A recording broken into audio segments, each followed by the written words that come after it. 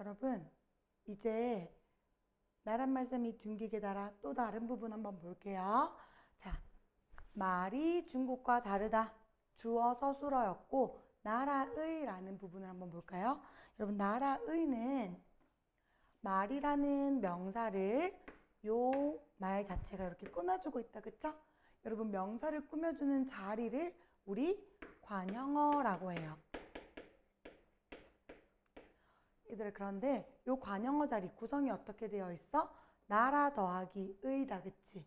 얘들아, 나라라는 명사 뒤에 의라는 말이 와서 관형어를 만들어줬어. 자, 말이라는 말 뒤에 이가 와서 주어를 만들어줬어. 그럼 이거 주격조사였죠.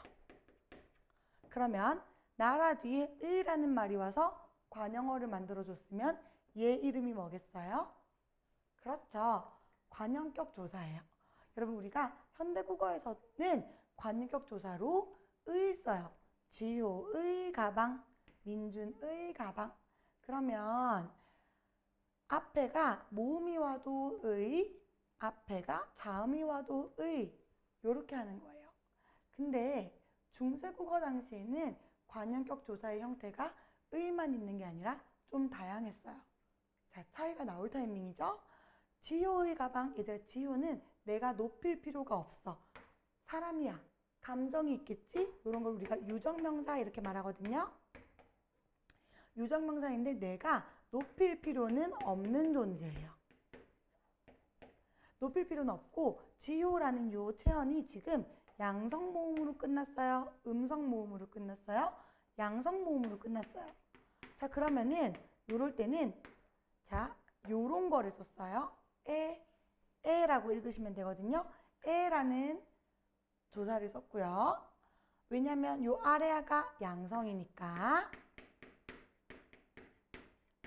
그 다음에 민준의 가방 하고 싶은데 이번에도 앞에 거를 먼저 분석을 해보는 거야. 민준이도 사람이야. 유적명사야. 내가 높일 필요가 없어. 높이지 않아요. 근데 여러분, 민준을 보면 이 우가 양성일까요? 음성일까요? 요거 음성이거든요. 자, 그러면은 애가 오면 안 돼. 뭐가 왔냐면 이때는 의가 왔어. 왜냐면 의가 음성모음이니까. 쌤, 양성이 뭐예요? 음성이 뭐예요? 잠깐만 기다려. 자, 그 다음에 님금의 말씀. 자, 여러분, 님금님은 유적명사 맞아요. 근데 이 존재는 내가 높여야 될 거 아니야? 높여야 되는 존재야. 그러면 앞에 양성이든 음성이든 상관없어. 시오 썼어요. 님금 말씀. 님금 말씀. 이렇게 썼어요. 여러분, 그러면 나라의 말이 할 때 나라에도 지금 시옷이 왔다. 그쵸? 선생님, 나라 히읗 뭐예요? 자, 일단 신경 쓰지 마. 이따 갈게. 얘들아, 나라에다가 시옷이 온 이유는 나라를 높여야 되기 때문이야? 아니야. 얘들아, 아까 쌤이 시옷은 앞에 오는 게 사람인데 유적명사인데 높임의 대상일 때 그렇다 그랬죠? 여러분, 나라에 시옷이 온 이유는 얘가 높임이라서가 아니라 얘가 감정이 없는 무정명사라서 그래요. 여러분, 유정명사는 감정이 있는 존재예요. 감정이 있어. 예를 들면 동물이나 사람이야. 선생님, 그러면 어떤 존재를 높여야 돼요? 임금님 높여야 되죠. 또 조선시대니까 공자, 맹자 이런 사람들 높여야 되죠. 그리고 부처님이에요. 선생님, 예수님은요? 아직 이때 예수님 몰랐어, 우리나라 사람들이. 그래서 부처님 이런 존재들이 나오면 높여야 했던 거야. 자, 그런데 나라를 시옷을 쓴 이유는 뭐라고요? 나라의 할 때 시옷을 쓰는 이유는 얘가 높임이 아니라 무정명사, 감정이 없다는 거거든요. 여러분, 감정이 없는 거는 식물은 감정이 없다 그래요. 식물이나 무생물일 때 우리가 이럴 때는 무정명사라서 누구누구의, 나라의, 냇물의, 바다의 이렇게 할 때는 전부 다 시옷을 썼다는 거예요. 여러분 그럼 쌤이 양성모음, 음성모음 이런 말을 했는데 여러분 양성모음이 뭐냐면은 자 깡총, 깡총이 있고 껑충, 껑충이 있어. 또 파닥, 팔락, 팔락이라는 말이 있고 펄럭펄럭 이런 말이 있다 그죠? 여러분 토끼가 깡총깡총 뛰는 토끼가 작을 것 같아? 껑충껑충 뛰는 토끼가 작을 것 같아? 껑충껑충 토끼는 약간 그 유럽이나 미국에 사는 대다 큰 토끼, 다리 길이면 이만한 이런 토끼일 것 같잖아요? 깡총깡총 여러분 집에서 키우는 되게 작은 귀여운 아기 토끼들, 그런 애들 깡총깡총이라는 말이 어울리죠? 이제 되게 작은 깃발이야. 팔락팔락이야, 펄럭펄럭이야. 팔락팔락이야. 참새는 파닥파닥 날개를 움직이는 거죠. 근데 독수리나 매 같은 것도 파닥파닥이에요. 독수리님한테 파닥파닥은 좀 아니잖아요. 독수리는 퍼덕 또는 날개를 팔락팔락보다는 펄럭펄럭 이런 말이 좀 더 맞지 않을까요? 여러분 요 어나 우나 또는 으나 이렇게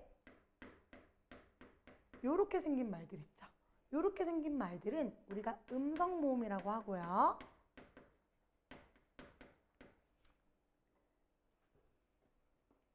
얘네를 한번 뒤집어 볼게요. 어를 뒤집으면 아, 우를 뒤집으면 오. 자, 으를 뒤집으면 아래아예요. 아래아. 아래아랑 으랑 서로 대비되는 관계였어요. 여 뒤집어 야, 유 뒤집어 요, 워 뒤집어 와. 자, 이런 친구들은 우리가 양성모음이라 그래요. 좀 더 밝고 경쾌한 느낌. 조금 음성 모음은 조금 무거운 느낌, 좀 진중한 느낌 이런 걸 주는 게 음성 모음이에요. 여러분 음성 모음과 양성 모음은 생긴 걸 보고 판단하시면 되는데 아 쌤 전 너무 헷갈려요 하면 이렇게 일단 사각형을 그려봐. 사각형을 그려가지고 요렇게 붙어 있어. 그럼 뭐야? 오, 아 이런 계열이지. 이런 거는 양성이고요. 또 똑같이 사각형을 그려서 요런 데 붙어 있어요. 요런 데. 이 왼쪽과 밑에 붙어 있어요. 그럼 이런 거는 음성이다. 요렇게 붙어 있으면 양성이고 요렇게 붙어 있으면 음성이다. 요렇게 생각하시면 됩니다. 자, 그러면 다시 한번 여기로 돌아와 볼게요. 여러분 지효가 양성이기 때문에 애도 양성을 썼다 그랬죠.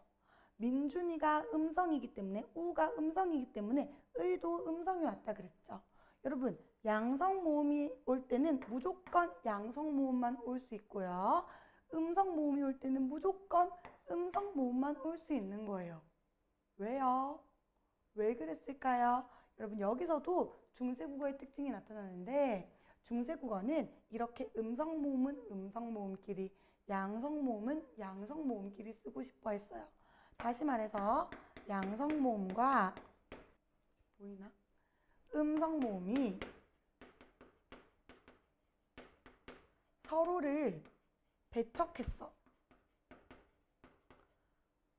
음성일 때 양성이 오면 싫어했단 말이야. 그러니까 음성은 음성끼리, 양성은 양성끼리 꼭 지켜서 써줘야 됐거든요. 여러분 이 현상을 우리가 뭐라 그러냐면 모음 조화라 그래요. 양성은 양성끼리 조화를 이루고 음성은 음성끼리 조화를 이루는 거야. 요게 심지어 하나의 형태소 안에서도 그렇게 했다. 나무 우리가 이렇게 말하잖아요. 여러분 나는 양성이고 우는 음성이에요. 지금은 큰 무리 없어. 근데 중세국어 당시에는 양성과 음성이 같이 있다고? 안 돼, 안 돼. 어떻게 했을까? 나 양성 썼죠. 무도 모 이렇게 양성을 써서 중세국어 당시에는 모음 조화를 굉장히 엄격하게 지켰어요. 자, 여러분 정리를 하자면 말싸미에서 우리가 알 수 있는 거 이어적기 했구나. 그 다음에 요 관형격 조사에서 알 수 있는 거 뭐지? 몸 조화를 굉장히 잘 지켰구나. 요런 거를 알 수 있는 거예요. 여러분 그러면 나란 말씀이 둥기게 달아. 이번에는 요 중국과 부분 한번 공부해 볼게요. 자, 말이 주어, 달라, 서술어. 얘들아 중국과는 뭐냐면은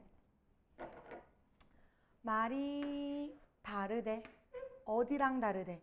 중국이랑 다르대. 근데 그러면 요 중국과는 서술어를 꾸며주고 있어요. 이렇게 서술어를 꾸며주는 거, 동사나 형용사를 꾸며주는 걸 우리가 부사어 이렇게 말해요. 여러분 그런데 여기 부사어도 보면은 중국이라는 체언 뒤에 오면 뭐야? 조사야, 그치?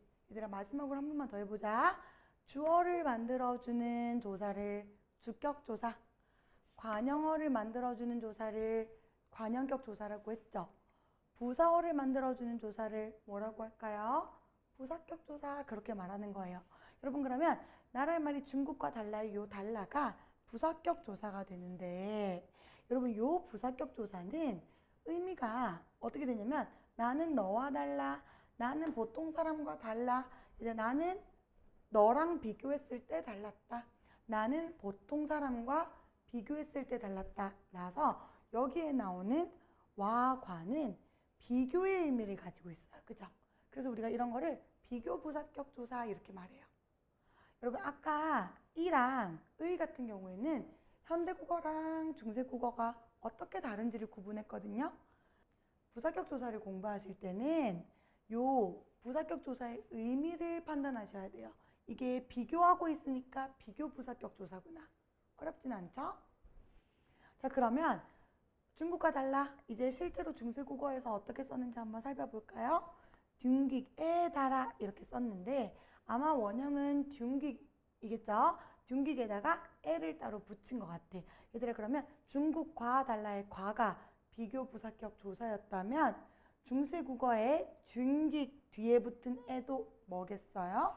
바로 얘도 비교 부사격 조사인 거예요. 쌤, 생긴 게 다른데요? 생긴 게 다를 수 있죠. 왜냐하면 국어라는 건, 언어라는 건 변하는 거니까. 자 그러면 여러분이 아주 많이 헷갈리는 거, 진짜 많이 틀리는 거, 그게 뭐냐면 얘들아 요 애랑 가장 비슷한 애를 골라라, 요 애랑 가장 비슷한 역할을 하는 조사를 골라라 라고 하면 여러분이 얘랑 비슷하다 그래요. 나는 중국에 간다. 심지어 똑같이 생겼잖아, 그치? 그러니까 얘랑 되게 비슷하다고 생각해. 얘들아 얘 두 개는 완전 다른 애들이야. 왜냐하면 얘는 아까 의미가 뭐였어? 비교의 의미를 지닌다고 했죠. 여러분 얘 의미 뭐 같아요? 나는 중국에 간다. 중국이랑 나를 비교하고 있어요? 아니죠. 여러분 얘는 장소를 나타내는 처소부사격 조사라고 해요. 장소를 나타내는 처소부사격 조사에랑 비교를 나타내는 비교부사격 조사에는 완전 서로 다른 건데 여러분이 그냥 중국에 같아 보이니까 두 개 같다라고 말하는 학생들이 정말 많거든요. 둘이 완전 다른 거야. 요 부사격 조사를 공부하실 때는 요 이름, 기능 요거 반드시 기억해 두도록 하세요. 자 그러면 드디어 나란 말씀이 둥기게 달아 첫 번째 줄 끝났고요. 두 번째 줄 또 해봅시다. 쌤 옷 갈아입고 올게.